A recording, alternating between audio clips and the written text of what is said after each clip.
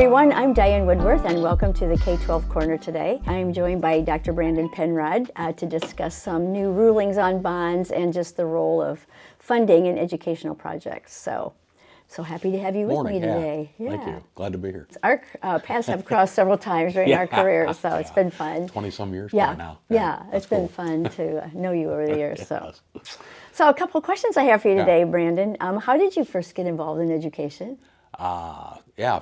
Funny question. My dad is an educator, was an educator for 40 years, and so he was 9 as a teacher and 31 as an athletic director.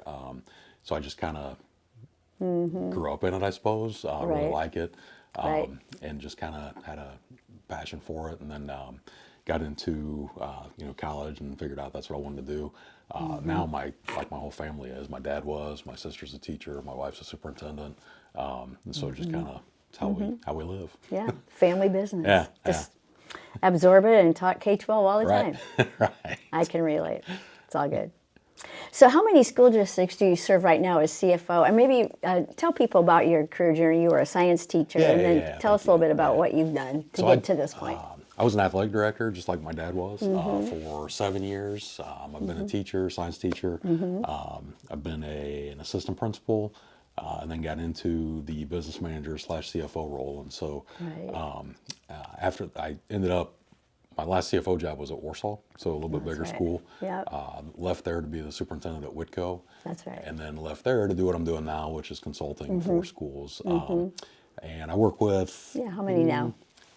I don't know, like maybe 12, 15, not on like a daily basis. I kind of maybe 4 or 5 on kind of a regular basis. But as far as like doing special projects, budgets, that kind of stuff, then it gets into the 12, 15 range. I bet, because everywhere I go, I feel like they're saying, yeah, we're going to work with Brandon Penrod on that. I'm like, good choice. That's funny.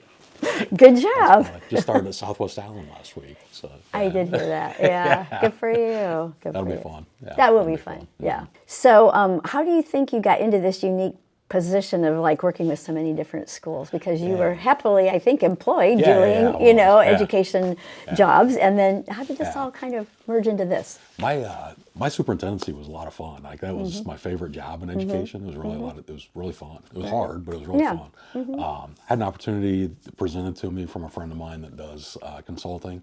He mostly works with student data, curriculum instruction, that kind of stuff. And he wanted to kind of get into some financial stuff. And so we developed some software that some districts were using. And then that after that got kind of finished up, that the support wasn't, I didn't need to do the support like 24/7, and so it was pretty easy software, pretty easy user-friendly stuff, and so had plenty of time to do other things, and so saw this need that people kind of either couldn't find a CFO or didn't have the support that they needed, particularly in smaller schools, and so just kind of found an opportunity, I guess. Had a couple superintendents that jumped on board, and then just kind of kept that model going, I guess. I know, and then you do a good job at it, so there's that, and so your reputation is kind of like everybody who's in that world who needs help with financials will say, have you considered Dr. Penrod? Yeah, so good for you, because I know you work very hard. Yeah, I enjoy it though, it's a lot of fun. I can tell you do. Yeah, you kind of light up when you talk about it, so that's neat. Yeah, that's very good. So for people who are watching this who aren't familiar with the concept about bonds, can you tell us a little bit about school bonds, especially for financing projects and how that works? So I think a lot of times, obviously everybody gets operations fund money. Well, most schools. Well, I do work with a couple that lose it all to a circuit breaker, but it's awful. But most schools get operations fund, but that's typically like that can pay your day-to-day type of stuff. And so these bigger projects, like if you're going to build a school, a big remodel, maybe even a roof or a parking lot sometimes, can't necessarily fit under your operations type of budget. And so schools are allowed to do bond projects, sell bonds to finance these larger projects. And so a lot of cool stuff can happen with that, bigger projects, some stuff that is necessary, deferred maintenance type of things. So those aren't quite as maybe visible. It happens a lot of times above the ceiling or whatever, but a lot of times you can get some pretty cool updates and things like that too. Also use the bond to manage tax rate. And so make sure your tax rate is acceptable to your community and to your board and that kind of thing. Yep. Right. Yeah. So what if a school decides to go after a bond, right? Because there are some things they need to get done. What are some of those steps? Like, is it okay? The board decides we would like to get a bond to do Right. $4 million worth of roofs and parking lots. So then they just do what? Yeah. So then generally there's a team of people that work on that. So you've got like bond counsel, local counsel, underwriters, financial advisors, municipal advisors, and everybody kind of comes together with a working group meeting.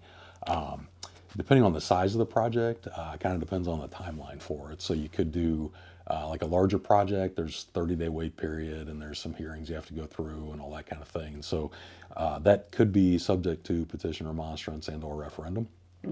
But if you stay under the non-controlled threshold, the project just goes through with a few hearings and board action. And so at that point, taxpayers can certainly come to meetings and have their say on hearings, whether they support or don't support. But on that non-controlled project, the board just passes the resolutions, and then underwriter goes to sell, and then we end up with getting that deposit. So it's quite a long process, actually. Yeah, it can be. Yeah, the GO bond can be pretty quick. Yeah, Maybe a general obligation bond. Right. Maybe 2-3 meetings, 2 months, 3 months, something like that. But a lease rental, that could be 6 months. I mean, it can be quite a while. I remember the first time when I was superintendent, went through this process. It was sort of daunting.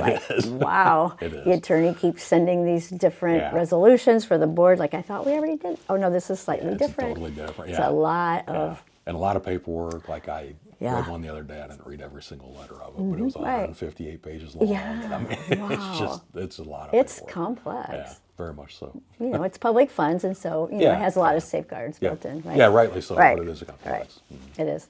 So for the most part, it seems like right now, the way the bond rules are, most schools are able to get bonds to do what they need to keep up their facilities for the most part, right? Yeah, I think that's fair. Yeah, there's always that 30-day wait period, or not always, but there's that 30-day wait period where taxpayers can object. Right. But particularly on the GO bond, that's a smaller project where you're just doing like a roof or some HVAC type of stuff. Generally, schools can get that done pretty easily. Right. Right. But we're hearing about some new standards coming for bonds. And it does seem like every year, every legislative session, the General Assembly does issue some things that kind of make it a little more difficult. So that's scary sometimes for school districts, especially smaller ones, I think, that have more struggles with getting these things accomplished. But what are you hearing about new standards that are likely coming for bonds? Yeah, it's kind of hard to say, because I've talked to some legislators that they say the whole process needs reformed, and then I talk to others that are like, well, this sounds good on the campaign trail, but it'll probably cooler heads will prevail, and it'll probably get backed off a little bit when when we get through the session. So so I really don't know what is kind of coming. I've heard some pretty scary stuff as far as what schools would have to do to get through the bond process. And then I've heard some other stuff that's like, okay, that seems fair. I mean, that's all right. Yeah. It'll be an interesting couple months or 4 months, I guess. Yes, soon. It will be very interesting. Yeah. If you just had to guess, I mean, you kind of sounded like you think more along the cooler heads will prevail, and there might be some changes that won't be draconian. Is that kind of what that's what I think, and I don't have any insight to that or whatever. But just from conversations I've had, I don't think it's going to be as bad as what maybe it could be for schools. Right. Hopefully. Right. Although this is a little segue off of this, but related about property tax controls. I think there is going to be something coming with that, don't you think? Which will impact operating funds that you alluded to earlier. Yeah, I do think there'll be some property tax reform, which is interesting, because I've been around long enough to see the first property tax reform back in, not the first, but the first one in my career, 08, 09, 2010. Yep. Put this system in based on assessed value that is kind of market value, or supposed to be market value. Cap property taxes at 1%, 2%, and 3%. That was the system that was going to fix everything. And and now we're to the point where maybe it needs reformed again, or some people think it needs reformed again. I think based on the AV recently with the assessed valuation, with just the market value of homes. I mean, when your house is going from Right. 350,000 to 500,000 in the span of 3 years, Yeah. that's a big jump in value, which is going to correlate to more tax as Right. well. Even if your rate stays the same, it's obviously going to Right. correlate to more tax. Right. So sometimes you wonder about these are just some other economic drivers that are Yeah. happening right now, and so in 10 years from now, if that changes, then we have to redo all this, Yeah, perhaps. yeah, Or yeah. I always don't think know. that's weird. Like That's what I it's, wonder. the system set up seemed like it was a good system. Seems fair. Yeah. Property tax Yeah. based on your market value, Right. more fair than what it was prior Yeah. to that. And with the caps, and with the caps, that yeah. helps the homeowner. Yeah. And now we've got some market Mm-hmm. value that's kind of increasing at a very quick rate. Yeah. So, Right. I heard a Yes. guy talking the other day. He said that his opinion was that the house hasn't actually increased in value. The dollar has decreased in value. And I thought that was an interesting way to look at things too. Yeah. I don't Yeah. know if that's true or not true as far as the actual data on the dollar, but he said that with inflation in his view, it's not the house that's worth 350 or 500,000 now. Right. It's the dollar is worth Worth less. and so it's I wonder about there's some of both, maybe, yeah, right? Because yeah. that kind of makes some sense too. yeah, it Yeah. did. It did. Right. Interesting, right. Well, what do you think strategies are for going forward for school districts looking to get, bonds for campus projects? What do you Yeah. think they should be thinking about? I think from a holistic point of view, I think like to keep in contact with your local representatives, your local state legislators, Yes, local yes. senators, House representatives. Just keep reminding them that we're doing this responsibly. The school's doing it responsibly. It's not taxing people just to tax people. There are needs Right, there right, that we have right. to take care of.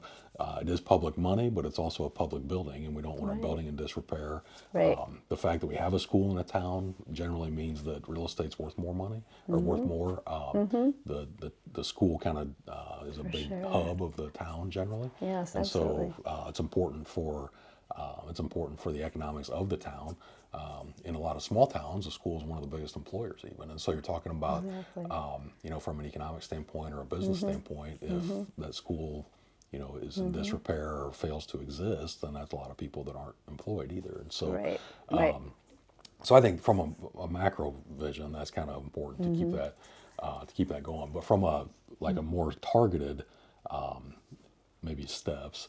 A lot of community involvement, a lot of communication. I think people, in my experience, have generally been okay with, what the school wants to do within reason if they understand what the school wants to do and why the school wants to do it.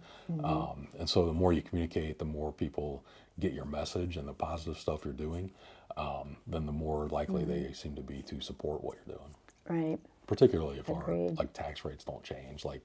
Yeah. A lot of times the schools I work with, we've not changed tax rates since at least since I've been working there, and probably a few years prior to that. And so that's a big goal for the boards I work with to make sure Yes, that I'm those sure. rates stay the same. Right.